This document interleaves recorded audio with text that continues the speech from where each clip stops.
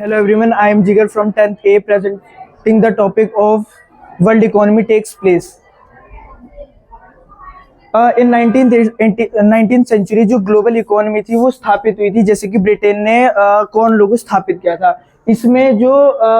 Russia, America और Austria थी उनको ब्रिटेन को फीड करने की, उनकी डिमांड को फीड करने की बात की गई थी, जो कि 3 फ्लोज से सपोर्ट किया गया था: ट्रेड, लेबर एंड कैपिटल। इसमें technologies like railways and refrigerated ships, इसमें जो रेफ्रिजरेटेड शिप्स थी इसमें ये हेल्प हुई थी कि जो शिप्स टाइप थी या फिर जो नॉन वेज मतलब जो लिविंग एनिमल्स होते थे उनको ट्रांसपोर्ट करते वक्त उनकी डेथ हो जाती थी या फिर वो डेड हो जाते थे, लेकिन जो रेफ्रिजरेटेड शिप्स थे उसमें उनको मीट का ट्रांसफर किया जाता था, जिस वजह से उनके जो मीट का रेट था वो कम हो गया और लोगों को सस्ता पड़ने लगा उन्हें कंज्यूम करने में। और जो इसकी वजह से जो चेंज हुआ वो था, हिस्ट्रिकली जो नेशंस थे वो वेल सफिशिएंट हो गए फूड के लिए, वो खुद पर निर्भर हो चुके थे। और जो इस वजह से जो पैटर्न था ना उसमें इंडस्ट्रियलाइजेशन एंड पॉपुलेशन में ग्रोथ हुई थी और एग्रीकल्चरल इकोनॉमी में भी सपोर्ट मिला था। The abolition of corn laws, इसमें जो मतलब कॉर्न लॉ में ये था कि जो कॉर्न लॉ था वो बहुत मतलब कॉर्न था उसे ज्यादा यूज किया जा रहा था, तो इस वजह से ब्रिटिश की जो लैंड ओनर्स थे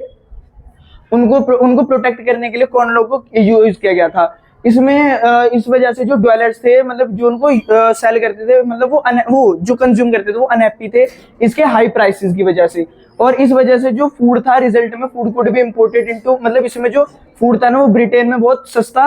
वो प्रोड्यूस होने लगा। Global impact of cheap imports, British agriculture could not compete with cheap imports. इसमें जो ब्रिटिश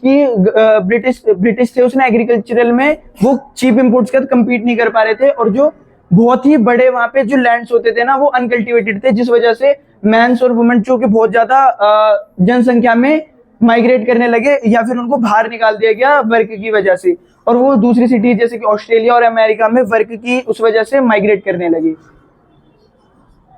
इसमें टेक्नोलॉजी का रोल ये रहा कि जो टेक्नोलॉजी इन्वेंट हुई थी उस वजह से काफी मतलब मदद होने लगी, जैसे कि रेलवेज से जो रीजन थे उसमें एग्रीकल्चरल में मदद मिलने लगी, और उसमें जैसे कि स्टीम शिप से ये हुआ जो भारी सामान या फिर बहुत मात्रा में सामान होता है वो ओशंस की मदद से ट्रांसपोर्ट होने लगा। और रेफ्रिजरेटेड शिप जैसे कि मैंने बताया उसमें हम शीप्स या फिर जो नॉन वेज होता था उसको हम मीट के या फिर फ्रोजन में फॉर्म में हम सप्लाई कर सकते थे।